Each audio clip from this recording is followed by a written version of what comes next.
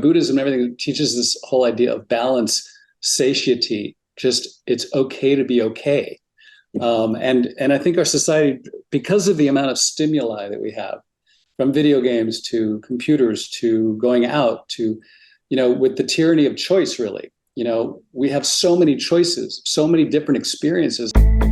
Don't Hide the Scars, a weekly podcast focused on addiction and recovery. Created by the nonprofit PAIN, Parents and Addicts in Need, and founded by Flindt Andersen. Welcoming to Don't Hide the Scars, Ted Perkins. He's the former executive for Warner Brothers Universal Studios, the creator of Recovery Movie Meetups. Thank you for joining the founder of Parents and Addicts in Need, Flindt Andersen, and myself, Jason LaChance, on Don't Hide the Scars. It's great to be with you guys. I'm really excited to know more about the work that you're doing. What I've heard so far is just terrific. And to all your audience members, I am of service and so happy to be on your show today. Thank you, Ted. Absolutely. Love having you. Yep. Well, you got to, like I was telling you, and I guess we've known each other about a month, big film buff, and Flindt is as well. And of course, we are working on a second part of the documentary series, Don't Hide the Scars. So it's just, I think we were joking, we need a reprieve and a fun conversation with someone because some of our shit's been heavy lately. So I'll lighten it up. Yeah, I mean, it's exciting. I've been digging through your book, Addicted in Film, and it's there's just a lot of brilliance that comes out through, be it fiction, nonfiction work, that I think the new recovering addict, let alone or long term for that matter, can really get out of film, TV, documentaries, and so on. Yeah, even songs. I mean, there's a great song from Billy Joel, Big Shot. Yeah. Went downtown with your limousine, can't remember all the things you said, not sure you want to know, heads on fire. I mean, I remember listening to that thinking, oh, that's what happens when you party too much. And then I party too much. I'm like, now I know what he's singing about. Oh, the yachts and all that stuff and the Hollywood peoples and everything else. Huh? So I don't think we've discussed this, you and I, but how do you really see with recovery movie meetups when something happens and the discussions start, how this really plays out and starts to help people, like those aha moments and stuff? Well, that's a great question. I mean, it happens, aha moments are something, I've been studying this for a while, both sort of like in research and psychology papers and clinical papers. And I've done a lot of research, and actually I just wrote a blog about it, which I'm happy to share with your audience as well, about sort of like the anatomy of what aha moments really are. And, at the base, an aha moment is really sort of like this profound moment where you have an axial shift, like a paradigm shift in your mind, where you really you change your mind. You decide unequivocally, without reservation, that, you need to change something. It could be something like, we change our minds all the time. And usually the mundane things of like, I'm going to change the flavor of my coffee creamer. And that's okay, no big deal. But other things are more painful. I'm going to change career. That's painful. I'm going to change my relationship. That's super painful. Whatever you change something, you're going up against, forces of opposition, forces that want to make you stay where you are. Because, when people wake up in the morning, their ego is this heavily fortified fortress that defends who they are right now, justifies who they are right now, wants to stay the way that they are right now, because has gone through their whole life defending who they are right now to make them believe that they are okay, that they're good, they have meaning, purpose, and everything is logical. And when you sort of upset the apple cart with an aha moment of like, okay, the biggest change potentially, I think, is to quit alcohol or drugs, when addiction and everything is so much part of your foundation of your social life, your personal life, how you deal with stress, everything.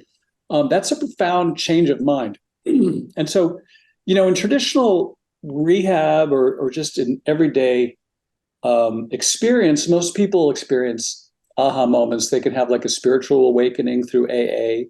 They could hit rock bottom and encounter so much pain and fear that motivates them to change. That's not a preferred method of getting somebody to change their mind. But sometimes that is the result. And the criminal justice system and certain elements of the penal, moralistic, I would say right-leaning area of the country believes that is the only way, that only through pain and suffering can you find redemption. Perhaps that's true. We can't really debate that, but that's just another way of finding that aha moment. And then you can have, perhaps shame, like I said about Billy Joel. You said something last night, and a lot of people that come to my Smart Recovery meetings, I give meetings every Wednesday night, they are coming from a position of shame, like, I can't believe I did this. I was at this office party and, et cetera. And that's a big motivator to change your mind. But at the very core, sometimes the decision to change your mind comes from seeing somebody else changing their mind, or seeing somebody else go through rock bottom or go through shame. If you wanted everybody to feel shame, rock bottom, fear, terror, anxiety, withdrawal, to get them to get to that aha moment, well, that's fine. But in a therapeutic setting, you can't do that. You don't want to do that, because that's going to lead to a lot of stress and anxiety and probably lead them to relapse. Mm-hmm. So rehab is not about throwing all those things at you. Rehab is about giving you a space to think and reflect. And that's why in recovery movie meetups, when you see other people hitting rock bottom, when you see people in movies having, spiritual moments or conversion moments, or going down the rabbit hole, or making mistakes, or trying to remedy them, or going to rehab, or getting positive results, and then encountering problems. In all of the movies that we cover, there are moments where people can look at that and say, oh, that mirrors what I've seen in my life. And I'm so glad I don't have to experience it. But gosh, just the same way that you would learn the lessons if you had to experience those things in real life, you can learn the lessons just by watching them in films. Mm-hmm. And so that is and realize that most people undervalue the value of films. People watch romantic movies and romantic comedies because they secretly long to have all of the adventure and passion that's wound up in these films. It's sort of like vicarious learning. That's what movies are all about. They're about identification with the characters. I've worked in the movie business for a long time, and I write movies and TV shows. I always concentrate, and most good filmmakers and TV people, they concentrate on the audience's ability to identify with a character. Yeah. If you have a character who's irresponsible, stupid, facile, silly, people are not going to root for that person. They don't really care. And so whatever happens to them, if bombs blow up or the atomic, whatever, nobody gives a shit, because they're not a likable character. But in these movies that are in recovery movie meetups, the filmmakers have gone to great lengths to really make these characters accessible, relatable, and generate a lot of empathy. And in doing that, I think people can really connect with those characters and take a lot from the recovery movie meetups discussions of those films. Yeah. Flindt, do you have particular characters that stand out to you from some of them? I mean, we're always talking about different movies around. Have you watched this one? What do you think of that one? I know recently we talked 28 Days, and of course, my favorite one, Clean and Sober, Michael Keaton. Right. Oh yeah. Yeah, the recovery movies, I actually like them. Look, when I'm looking at a recovery movie, it's more about finding even there. It's almost like going to a meeting. I'm gonna find out that 1, 2, 3, 4, 5 things in there that I can relate to. Mm-hmm. because again, in recovery, not everybody agrees with everything that's going on with it. But again, I got to be able to relate to a character. That's without a doubt. And I'll tell you what, 28 Days, for whatever, because 28 Days can be a little giggly, I guess that's the only, I don't know if that's a real word either, Ted. But that was my last stint at Betty Ford. I mean, in essence, everything that happened in 28 Days, short of falling out of the damn tree, okay, yeah. What was my stay at Betty Ford. I had more fun in my last treatment center than I'd ever had before. I mean, yeah, it was unbelievable when I watched that movie. Yeah. Well, and I think that brilliance is something like that is 28 Days to touch on. You see that process of the veil coming off with so many different scenarios. Obviously, was it Viggo Mortensen, right? Kind of the heartthrob character was the baseball player, and Sandra Bullock's character and him get this camaraderie kind of going, and so it's one of those. I mean, I don't know, Flindt, how many people do you know that we've had to warn? You're going to treatment. This isn't about finding romance. It's about getting clean, and of course they do, and then that goes to shit once they get out of there. And it happens in rehab. I mean, let's just face facts. It does. And by the way, and I can mention this gentleman's name. He has since passed, and it's been years. But Mortensen's character in there was my first roommate was a guy named Dave Smith, who was the pitching coach for the San Diego Padres. And I looked at him one day and I said, Jesus, Dave, I said, they've got a drunk for a pitching coach. I go, no wonder you're in last place. Yeah.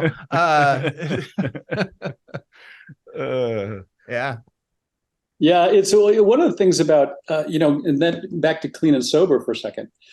Clean and sober, he's in and out of rehab very quickly. And then he's out on his own and he tries to strike up this romance with this girl, with this lady who has her own situation and problems. And it really is sort of like, and that's an important story because it sort of teaches us how, when you come out of a situation where you have to reinvent your life, you grasp on sometimes to other people who might be entirely the wrong people. And you put this delusional thinking that, oh God, this person really is the solution to my problems. This person really can help me. I love this person. And yet you're not looking at all of the warts. You're not looking at all the imperfections or the things that are wrong about that person. You're like living in this delusion of like, okay, this person can help. And maybe they can, but ultimately, being in a situation where you're so fresh out of rehab, it's not necessarily the mindset that's going to give you the most objective appreciation of somebody else's long-term benefit to your recovery and to your life. And so I think a lot of people make very rash decisions because they want to go back to a sense of belonging, normalcy, love, affection, a restoration of what they lost because they've lost something. They've lost partners, they've lost, et cetera. And that sometimes is not the best idea. I think there's a statistic that X% of people who fall in love in rehab, it never works out. And a lot of times I think a lot of people, when they get out of rehab, if they're hanging out with the person they were in rehab with, sometimes they both allow themselves to drink or use together, and it becomes like a compounding issue. Yeah. I'm not saying that happens all the time, but it can. I think most as human beings, I think what clean and sober teaches us is that sometimes we are so desperate or so in need of love, appreciation, or acceptance, or just recognition that sometimes we'll, throw the baby out with the bathwater and attach ourselves to individuals who are clearly not the right people, but we don't see it at the time. We're completely blinded to it. Now, of course, hindsight is 2020. I look back at my past relationships with certain people, I'm like, what was I thinking? And you kind of beat yourself up about it, but the point is you really weren't thinking because it's a very emotional decision. And then again, that brings up the idea that movies, by showing that and exploring that topic, sort of like kind of teaches you a lesson in a way that like, we should take a step back, slow down. And E. Emmett Walsh says it so perfectly in Clean and Sober. He says, an addicted, an addict needs to understand how irrational their thinking is to think that you could fix that lady. Do you understand how irrational that is? Yeah. What makes you think that? Only an addict would think like that.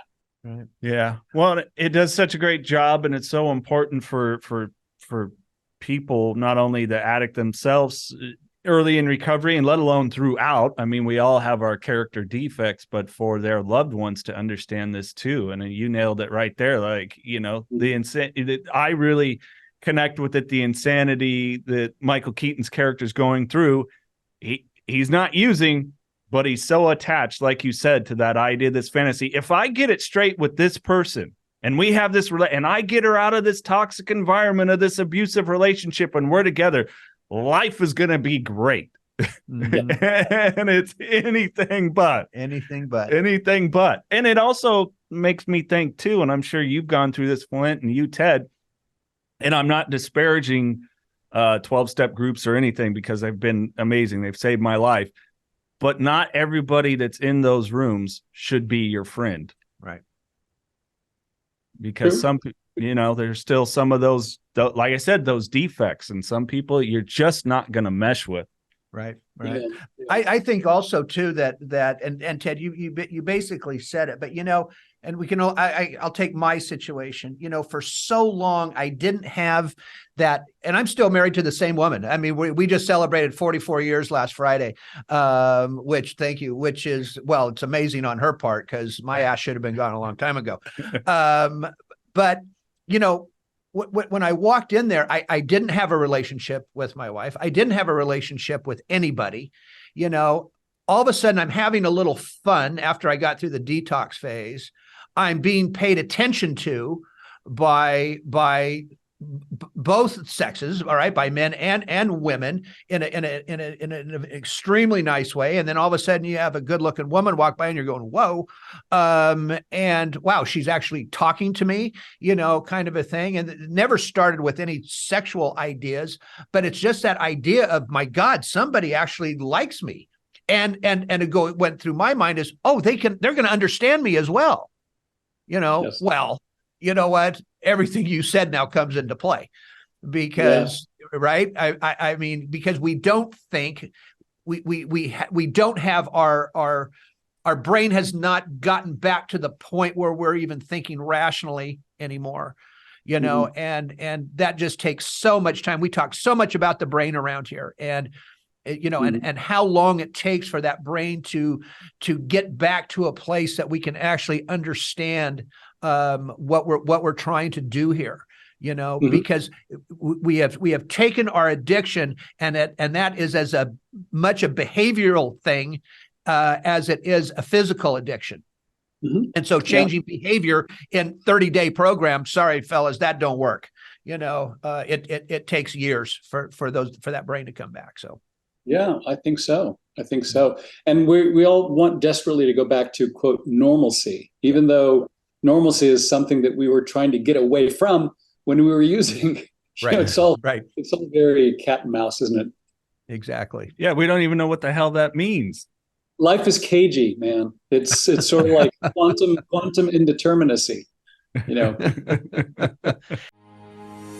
New Perceptions North, the premier drug and alcohol treatment and recovery center in Central California. A full continuum of medically supervised, top-quality care with programs for detox, inpatient residential treatment with dual diagnosis, intensive outpatient treatment, sober living, support groups, and more. With 50-plus years of combined experience and sobriety, Flindt, Andersen, and Thelma Gatlin Wilson provide adult men and women with the highest caliber of professional health care, treating each client with compassion and respect, and a safe, comfortable environment to begin the process of recovery. To proudly create and sustain a life without addiction, call 559-978-1507 or visit newperceptionsnorth.com. Hey, Ted, I want to ask you, because several years ago I had a client that I was working with, and he was an older gentleman, and was not an AA guy. I mean, not at all.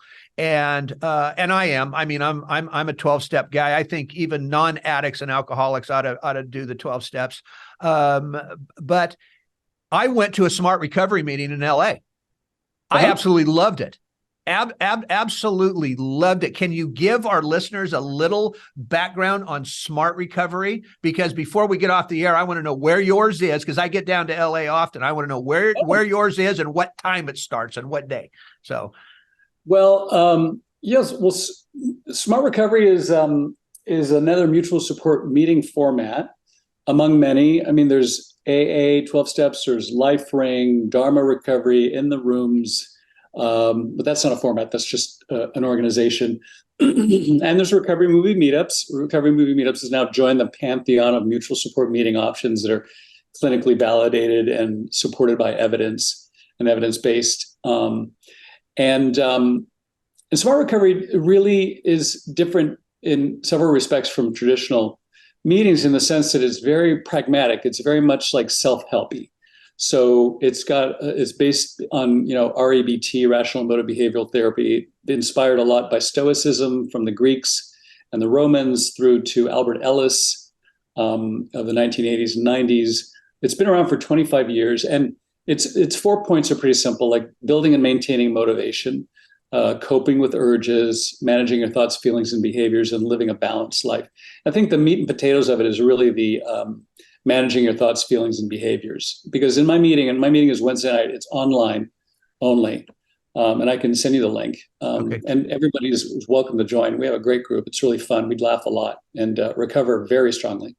A lot of success stories coming out of our meetings all the time. It's so inspirational. I'm really, truly honored and humbled by the results so far. Everybody's doing such great work.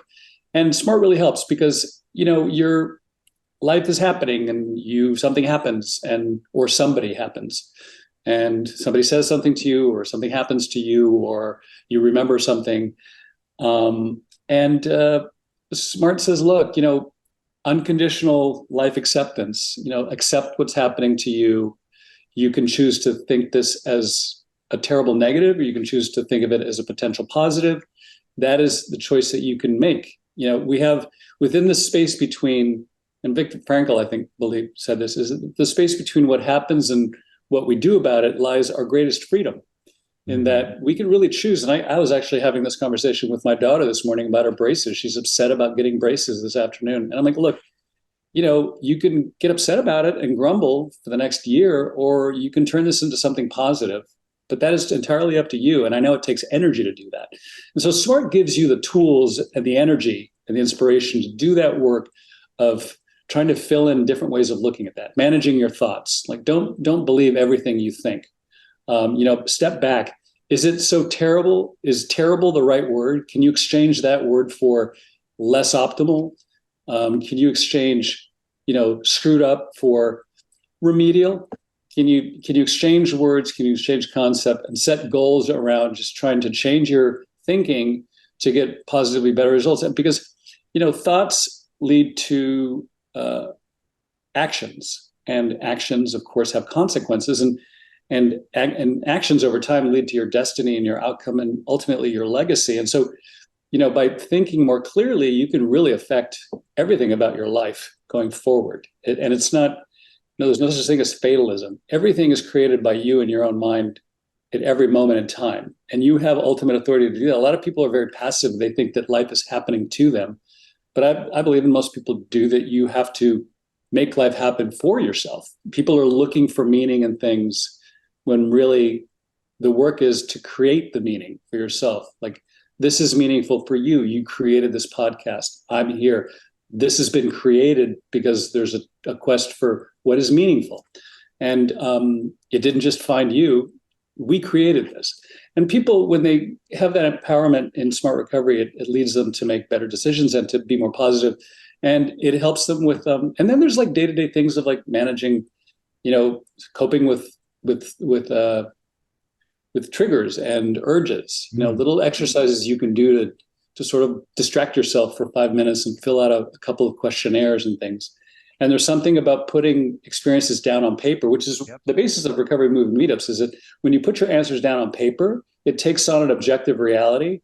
It comes out of your head, and then you're looking at it, and it takes on more validity. In a sense, it becomes more real when it's written down. And so SMART uses a lot of exercises to help people take these thoughts out of their heads, put them on paper, and then look at them with the sheer cold rationality and an objective point of view and say, all right, maybe I could do this differently. Okay, my boss fired me.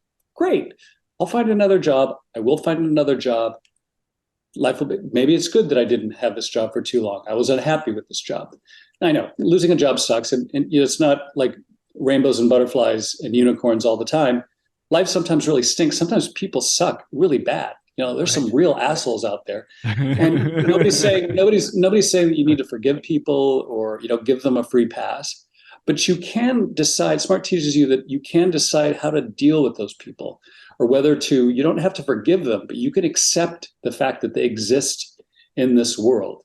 And there's no such thing as fairness. Fairness goes away. That's a completely subjective idea. It's created by, victory is, history is written by the winners. There's no fair, there's no right, there's no wrong. There's just what the best that you can do with what you've given to optimize your own recovery and health.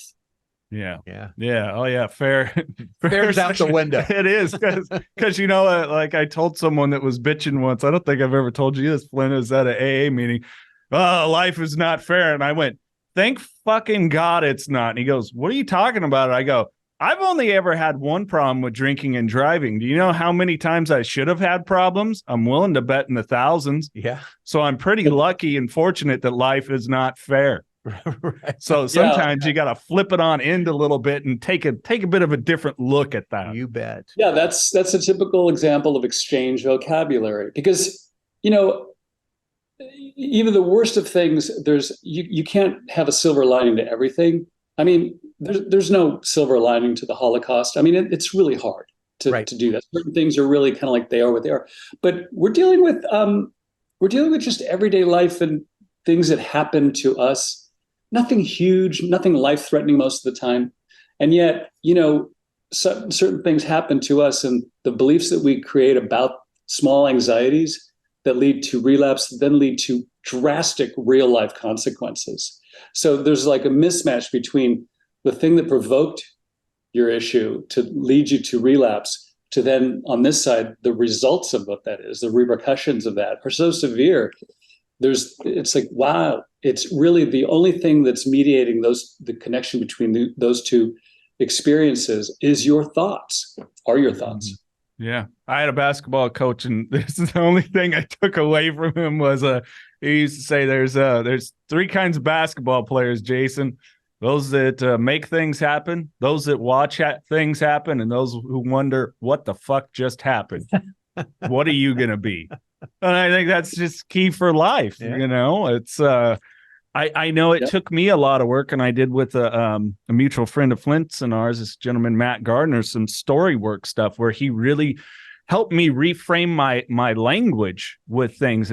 And I think you bring up such a valid point in our thought process. Our language dictates. It's like, look, if you're going to always call somebody whatever derogatory term, that's how you're always going to see them. It's how you're always going to think about it. So when your words are part of your thought process, and your thought process just dictates your life in general. Totally. 100%. It's totally, yeah. I mean, we're sort of like, we're masters of so much, and we think we're in charge of so little, because life is so full of things that we can't control. And it's just literally when you think that you can control everything, and people strive their whole life to control how much money they have, how much power they have, how much control they have, how much influence they have, all these things. Vladimir Putin is fighting every day to maintain that. But it's really the thoughts that are the thing that really, really matter, because at the end of the day, you control nothing. Or like Socrates, I see this from people who are much older. They say, the older I get, the more I realize I have absolutely no control over anything, and I don't understand shit. Right. I was just going to say, the older I get, and by the way, the older I get, I don't care. I mean, honest to God, I really don't. I mean, there's a few things in life that I don't want to say I try to control. I try to maintain. The work, the business, and and things like that. But man, there is something to be said for getting older. I mean, when I see older guys that are still trying to, my age, I'm talking about, late 60s. When I see guys at that age trying to control shit, it's like, dude, what is wrong with you? Haven't you learned anything in life yet that you have no control over this? I mean, I mean, so I try to put those people off to the side a little bit. Look, I'm in the fourth quarter. Okay. I'm not going to waste it on people that how do I put this? That aren't going to, I don't want to say benefit me, but I'm not going to waste it on people that are going to drain you, that are just going to drain me dry. I mean, and I've had a couple circumstances around here where there's been some people that have drained me pretty good. But again, as time goes on, it's time to get rid of them. Yeah. It's hard sometimes, because, we are creatures of habit, and, change is weird, and, people will go to any length to avoid change. But that's just, the way of the world in a sense. If you or a loved one is struggling with addiction, please call Parents and Addicts in Need at 559-579-1551 or check us out online at painnonprofit.org. Follow us on social media at Pain Nonprofit. Please subscribe to the podcast and share with others wherever you get podcasts and on YouTube. To donate, please click the link in the description and help us save more lives gripped by addiction. Ted, we have one of our plights, well, that Flindt really champions is when it comes, especially what we're seeing right now with the fentanyl crisis and the multitude of things that it's being mixed with and in the drug supply completely, is our politicians understanding this thing of addiction, because clearly they don't listen to any of us in recovery. How do you think film might be able to help reach them? Yeah. Well, that's a really profound question, because on the one side, films, I've always advocated that films should not be filmmakers should not be in the business of making, trying to enforce a point of view, or a mandate or a political view or a solution or anything. They're in the job of telling a story where the audience can hopefully glean what the messages are and what good policies might be, or what best practices could be or should be. So like a documentary like Tipping the Pain Scale that examines some of the failings of current drug policy is great for a documentary. And those things are, documentaries are great for that. When it comes to the realm of fiction films, narrative films, I think any sort of direction that a person might want to take that's overtly political or trying to find a solution is admirable, but it's also very risky. But there are examples of those that have worked. Like, for instance, Dope Sick is a wonderful, series. Yep. Really explains a lot and shows the complete picture, in a sense that, like, if some person at the policy level or anything watched that series, I think they would get a lot without being beat over the head with what the position is, because it's just a story about some bad things that bad people did, and also the semi-complicity of people who were thrown into the mix, who also got swept up, because nobody's entirely innocent. And the people who did it are not entirely guilty, even though it appears that they are. I mean, listen, there's a maker of the drug, there's a user of the drug. There are levels of complicity. There are levels of contributory negligence. I'm not saying that the Sacklers should get off. I mean, they're assholes. They're complete fucking assholes. And, everything that happened, I can't believe they're not being prosecuted. I mean, they made a deal, whatever, but they will pay in some way, shape, or form. And if there really is a hell, I'm sure Sackler is going to be on a spit, slow turning, et cetera. Yeah. But I think that movies coming out that show just the nuances of how people who are not necessarily making bad moral decisions get swept up in the opioid crisis or whatever. People who might start taking pain pills for actual pain. Were not aware of the fact that these things were highly addictive, and they got lied to, or they tried to do the right thing and they failed, showing the problems that sometimes recovery is a very difficult, multi-pronged, five-headed hydra that doesn't have a solution a lot of times. That's important to show that. It's also important to show that some people do make bad decisions, and sometimes they are not going to find out what they need to find out through traditional means or through helpful things. And sometimes perhaps they do need a wake-up call in the form of incarceration, because they perhaps are narcissistic or selfish or just not self-aware enough. Or perhaps, again, let's consider the fact that perhaps they're suffering from horrible trauma from the past or genetics, there's just so many things. And I think any movie that shows the totality of these issues without selecting a particular point of view as to this is what should be done, that's going to give people, I think people need to understand the multiple points of view. So the judge who's got a gavel and says, all right, you're going to go to jail for 90 days because you need to learn a hard lesson. That person needs to, maybe perhaps by seeing a movie or being informed of the fact that, maybe people in this sort of situation have had horrible trauma or come from families with generational addiction and social pressures, and just there's a lot of different reasons that go into things, and that maybe incarceration is only going to make that person more bitter, more detached, less able for self-awareness, more angry, and more prone to act out when they get out of jail, and more prone possibly to do the opposite of what that was intended to accomplish, which is recovery. They'll lash out, and the minute they get out of jail, they'll go right back to their drugs or behaviors of choice, because it's like, screw you to the system to put them there. That's why Smart Recovery is actually kind of great in that respect, because Smart Recovery has this wonderful program called Inside Out, and that's running in prisons where they do Smart Recovery type meetings in prison. And the recidivism rate has gone way down for people who take these meetings. They actually do the work of recovery in the prison, and the time when they come out, they don't relapse. I mean, the studies have shown that the relapse rates are super, super low, because people have been given the tools to cope with the fact that they're going right back into that situation, or that street where they used to buy drugs, or the liquor store where they used to buy liquor. And now they have the tools to compete against those urges, thanks to Smart Recovery and their program. Hence my point on long-term recovery for those with addiction. It's if you compare, I mean, that person being in jail, I love that, Ted. I mean, I absolutely love that these people are getting out and they're not relapsing. It's the same thing for the person that's not going to prison, if this makes sense. You cannot change people. You cannot even start the process in a 30-day program.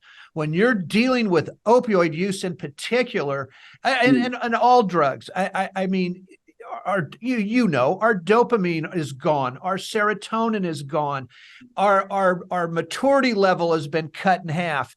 I mean, it's a nightmare.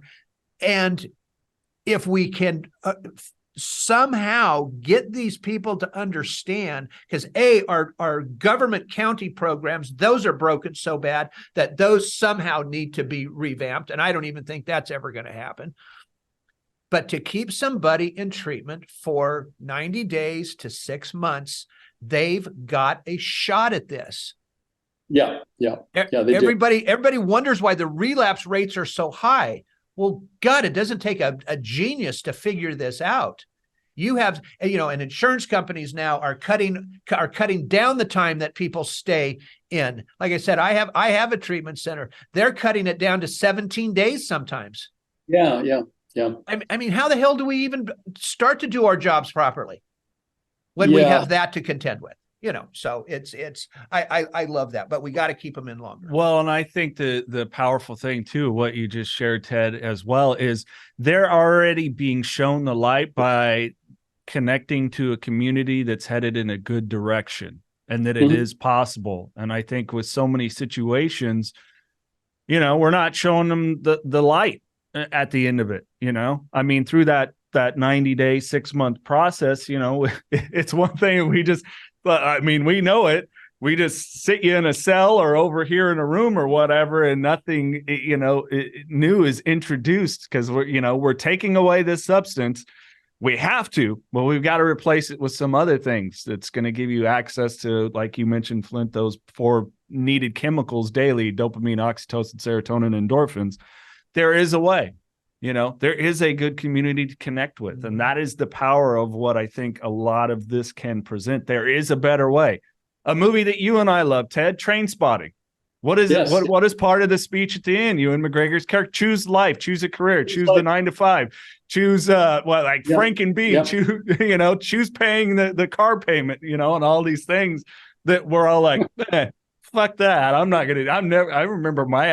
going to be that guy. I'm never going to get married, and I'm never, and it's like, no, there's so many beautiful, rewarding things of just being like, I'm going to step into this stuff. Yeah. Well, and I think that, I think this touches on really, and I think Trainspotting is important for that reason. I write about that in Addicted in Film in the book, and also it's part of the movie Beautiful Boy as well. This subtext that ordinary everyday reality is broken, insufficient, that living in the middle with no highs and no lows is somehow a defeat, that you've been morally defeated by the fact that you can't sustain this amazing lifestyle and euphoric highs and you can't get away with it. Oh, too bad, so sad. And so you fight against entropy in a way. But really, in a sense, that's why Buddhism and everything teaches this whole idea of balance, satiety, just it's okay to be okay. And I think our society, because of the amount of stimuli that we have, from video games to computers to going out to, with the tyranny of choice, really, we have so many choices, so many different experiences. I mean, you think back, 300 years ago, you'd wake up, you'd pick some turnips, you'd hope, pray to God that you could eat that night. And then you'd probably get smacked around by your father or mother. And then you'd go to bed. And that was like the same thing every day. And that was it. You didn't have any books to read because you couldn't read.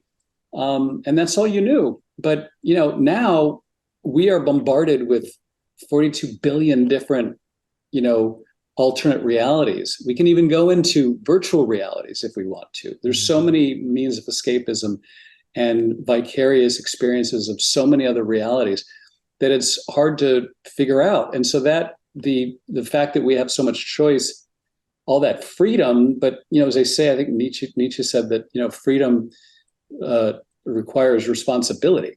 And that's where people falter, is that, with so much to choose from, where do you start? But once you start with something, there's so much more. So life in the middle, you can have all those things, but just in moderation. Yep. All things in moderation. Right. Oh, the challenge in life.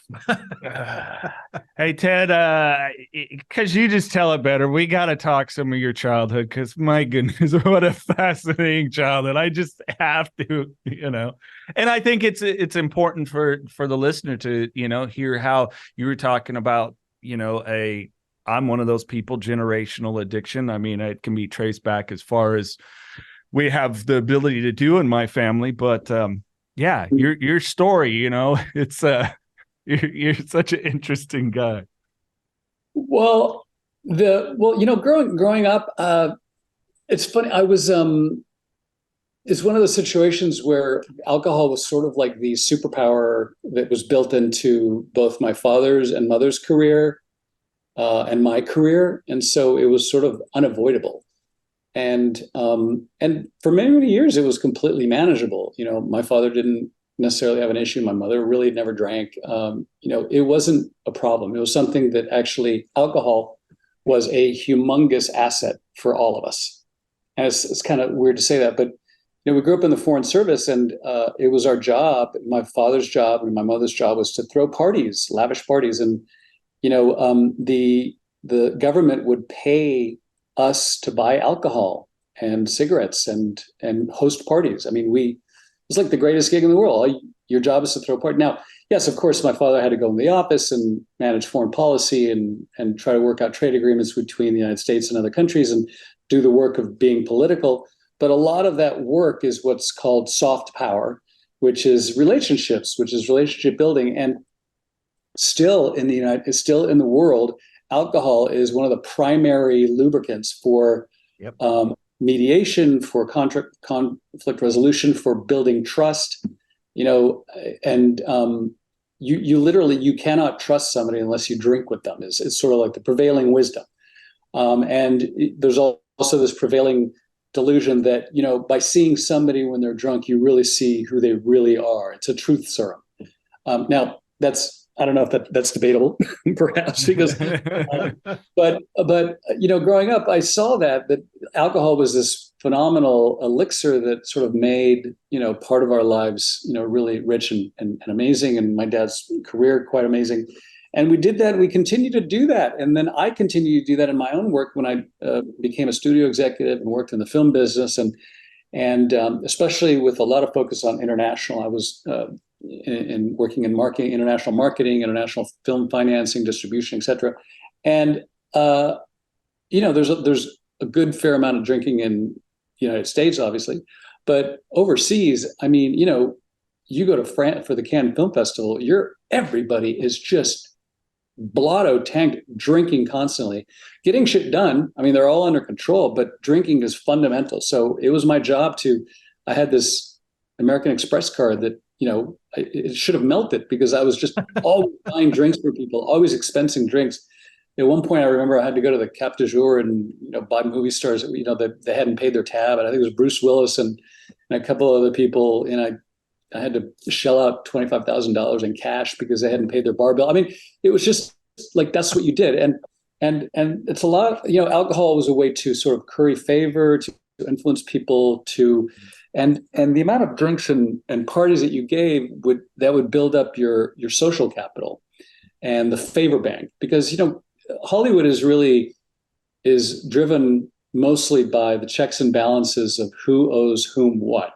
And so you're as the most effective you can be is the more capital and favor capital that you build up, and the more influence capital that you build up, and then you cash in those chips when you need them. When you need like a certain actor to be in a certain movie, or you need certain financing for a certain movie, then you activate those chips and you make the call.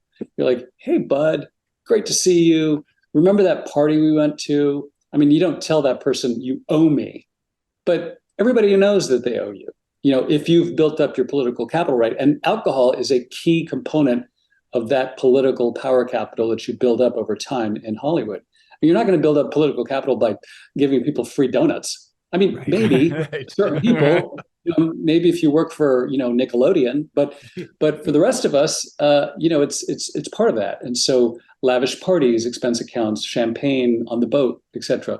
I'm not saying everybody's getting shit-faced. Most people would just drink responsibly, but alcohol is a big thing. So I was around that all the time. And then when I went off on my own and I got, as a screenwriter, and I hit some early successes, I got paid very handsomely. And I'm just about to be paid very handsomely on another deal. And I've been lucky. I don't think I'm particularly talented. Some people think I am. I think I've got it okay. I'm a good working writer. Like I get the job done, and have made a couple movies, and I've sold a couple TV shows, and I get brought in to do some work on rewrites, things here and there. I mean, I'm not at the top, but I'm okay with that too. Like working writer, making a living at it is fine. But there were moments when I was just waiting around, or moments when I thought, oh, why didn't I make $1 million on that script? I should have. Or, oh God, why they produced the movie, but God, the director really made a stupid casting decision. That's not the movie that I had in my head at all. God, I don't even know if I want to go to the premiere. I mean, there's all these sort of different variables in the motion picture business, everything that a lot of people, I think are under, not just me, but are under that stress of like anxiety. And I think they tend to medicate to cover time, to cover uncertainty, and to cover anxiety of change. And so I was one of those people. And so I finally, I said, I got to stop this, because because as you get into more alcohol delusions, like they call it the alcohol matrix, you tend to think, oh, alcohol really does help me be more creative. And then you start to think that you could be more creative if you drink, and then you look at what you just wrote the night before when you were drinking, and you're like, what the fuck is this? I can't and then you delete it all, and you realize that that's not helping you at all. And I would never write and drink, but certain people, like, there's this whole idea, and I write about this in Addicted in Film, this whole romantic notion that Hemingway was Hemingway because he drank, all these Faulkner could only be Faulkner because he knew the deep truth that was revealed through drunkenness. I mean, I don't think that's true. We've lost some really talented people to alcohol abuse that could have lived longer and produced great works. And there is something to say that like alcohol releases parts of a person's mind that can have great things. I mean, there's no question about it. And this is why I also write in the book. There's a great book called, a great movie called Another Round, made by a Danish director, that basically has these 3 guys or 4 guys say, you know what, there's this report I just read that like if we maintain a 0.05 alcohol level all day long, our lives will be much better. They're like, well, let's try it, because their lives really suck. They're bad relationships, horrible jobs, don't like their people, nobody likes them, they're boring.